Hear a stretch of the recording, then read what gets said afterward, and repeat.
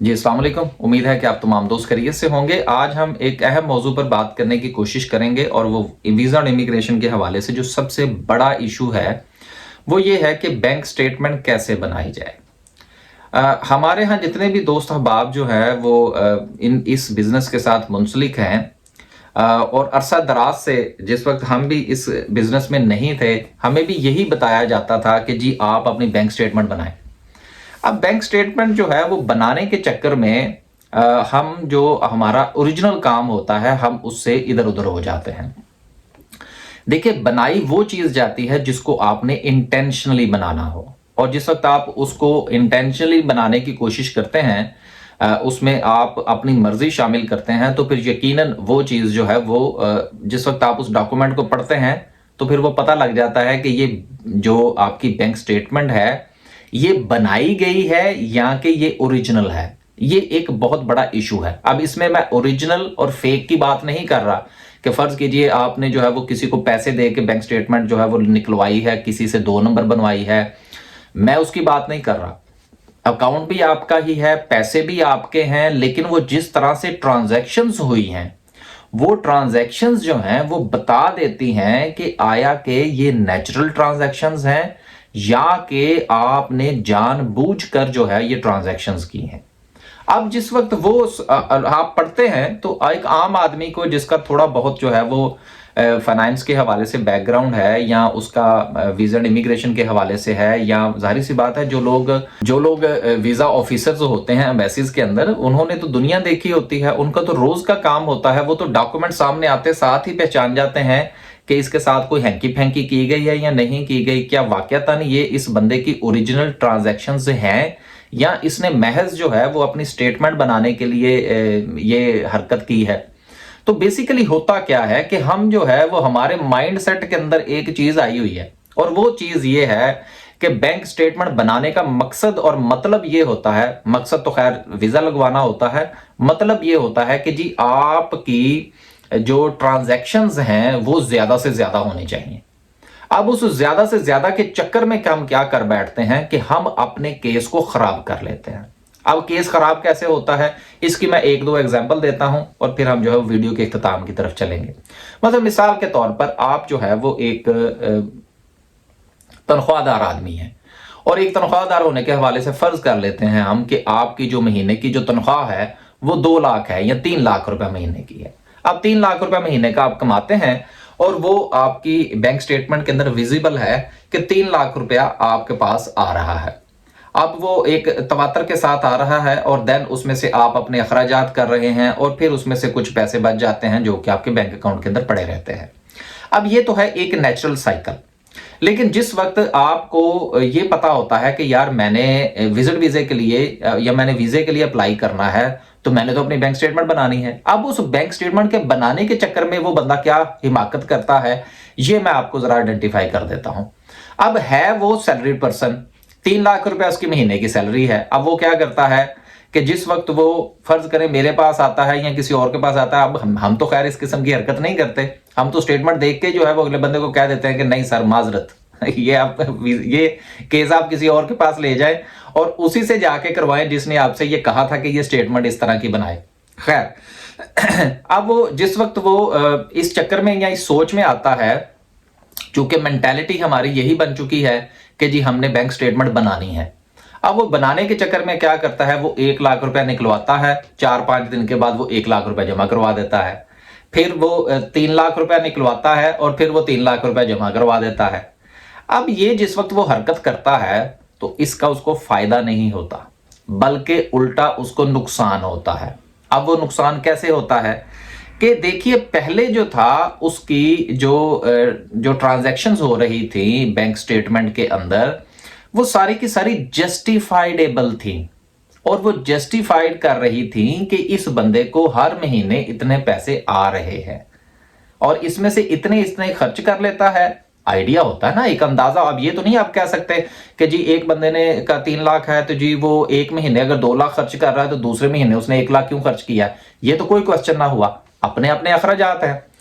और फिर ये बाद में इसको 1.5 लाख रुपया महीने का या 1,20,000 या 1 लाख रुपया 90,000 ये बच जाते हैं जो कि इसके अकाउंट में पड़े रहते हैं। लेकिन फिर एकदम से वो बंदा क्या करता है कि वो 3 लाख निकलवा रहा है, 2 लाख जमा करवा रहा है, 2 लाख निकलवा रहा है, 3 लाख जमा करवा रहा है, 1.5 लाख निकलवा रहा है, 2.5 लाख जमा करवा रहा है। अब वो अपनी तरफ से, हमारे पंजाबी में कहते हैं, सियाना बनने की कोशिश करता है। और जब वो सियाना बनने की कोशिश करता है तो भाई एक चीज होती है जिसको हम लोग कहते हैं फ्लो। अब जिस वक्त वो फ्लो देखते हैं कि इस बंदे की जो तनख्वाह है वो तो 3 लाख रुपया है, लेकिन जो ट्रांजैक्शन इसने गुज़िश्ता 6 महीने के अंदर की हैं वो तो इसने 80 लाख की हैं। अब ये 80 लाख की जो ट्रांजैक्शंस हुई हैं, जबकि उसकी 6 महीने की जो तनख्वाह बनती है वो 18 लाख रुपया है, और ट्रांजैक्शंस जो हैं वो इसने 80 लाख की हैं। 80 लाख की ट्रांजैक्शन से मुराद, अब देखिए 3 लाख आपने जमा करवाया, वो 3 आ गया, 3 लाख आपने निकलवा लिया, वो 6 हो गया, फिर आपने 1.5 लाख जमा करवाया, वो 7.5 लाख हो गया। अब ये सर, ये इस तरह से ये चीजें सारी नजर आ जाती हैं स्टेटमेंट के ऊपर ही, आप पढ़ लिया करें कि कितने पैसे आए और कितने गए और एंडिंग बैलेंस क्या था। तो सर वो सारा कुछ लिखा होता है बैंक स्टेटमेंट के ऊपर।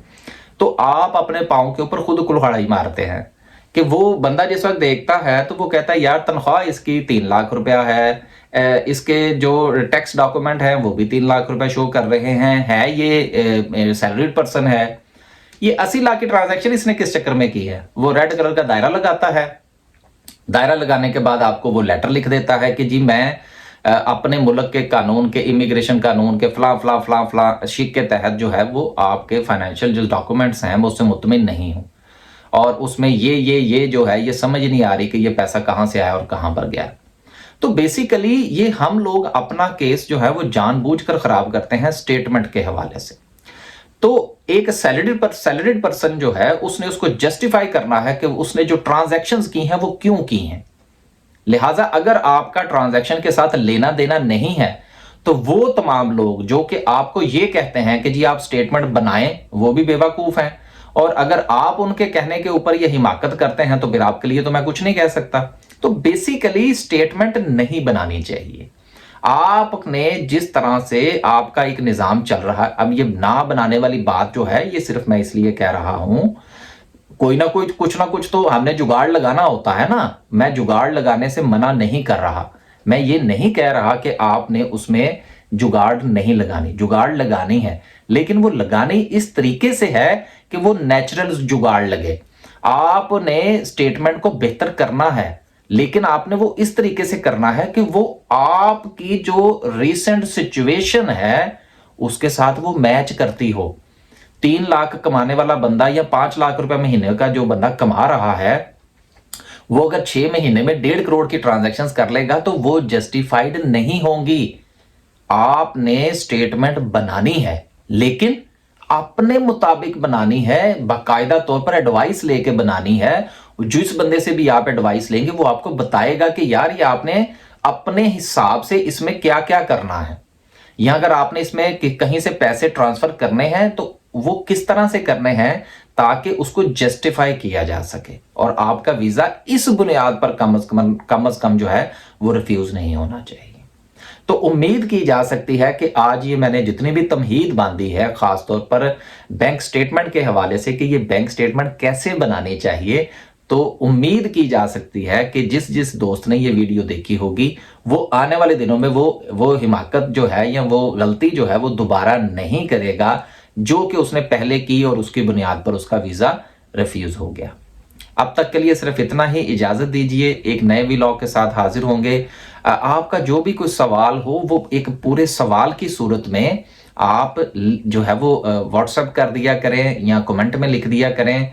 लेकिन अगर आप मेरी किसी भी वीडियो के नीचे जाके ये लिखेंगे कि I am interested and send me some details, ये मैं अपनी आजकल हर वीडियो में कह रहा हूं, क्योंकि खास तौर पर वीडियो जो है वो जिस वक्त फेसबुक के प्लेटफॉर्म पर चलती है तो वहां पर हमारी एक जाती तौर पर हमारी एक सोच होती है कि ये बंदा जो है ये क्लाइंट्स घेरने के चक्कर में है।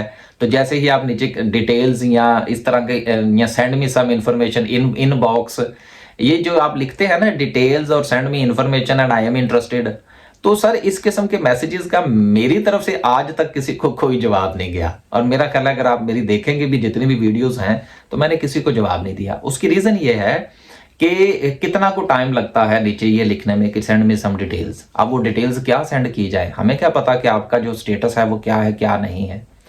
और लेकिन उसका नुकसान आपको ये ज़रूर होता है कि जो लोग फेसबुक के ज़रिए से टारगेट कर रहे होते हैं वो आपको टारगेट कर लेते हैं। आप उसमें डिटेल्स लिखते हैं, वो वहीं पे आपके नीचे जा कमेंट के नीचे कमेंट करते हैं आप कि आए जी हम आपको डिटेल्स देते हैं। फिर आप जाने और वो जाने, हमारा इसके साथ कोई ताल्लुक नहीं। तो गुजारिश ये है, हम तो उसी सवाल का जवाब देंगे जो बाकायदा तौर पर सवाल पूछा गया होगा। और सवाल जो होता है वो हमेशा इंडिविजुअल्स के लिए होता है, वो कलेक्टिवली नहीं होता। अब एक बंदा है, उसने फर्ज कीजिए कि टूरिस्ट का वीज़ा अप्लाई करना है, तो लिहाजा उसको टूरिस्ट के हवाले से इंफॉर्मेशन चाहिए होगी। एक वो बंदा है जिसने एजुकेशन विजिट के लिए एप्लीकेशन करनी है, उसको उसके हवाले से इंफॉर्मेशन चाहिए होगी। ये ऐसे थोड़ी होता है कि आप एक जनरल इंफॉर्मेशन लें और उसके नीचे आप लिख दें डिटेल्स। तो मेरा ख्याल है कि जितनी मसरूफियत होती है इस किस्म के कमेंट का जवाब नहीं दिया जा सकता। उम्मीद है कि आपको जो है वो थोड़ा अंदाज़ा हुआ होगा कि स्टेटमेंट के हवाले से आपने अपना केस जो है वो किस तरह से तैयार करना है। अब इजाज़त दीजिए, अल्लाह हाफिज़।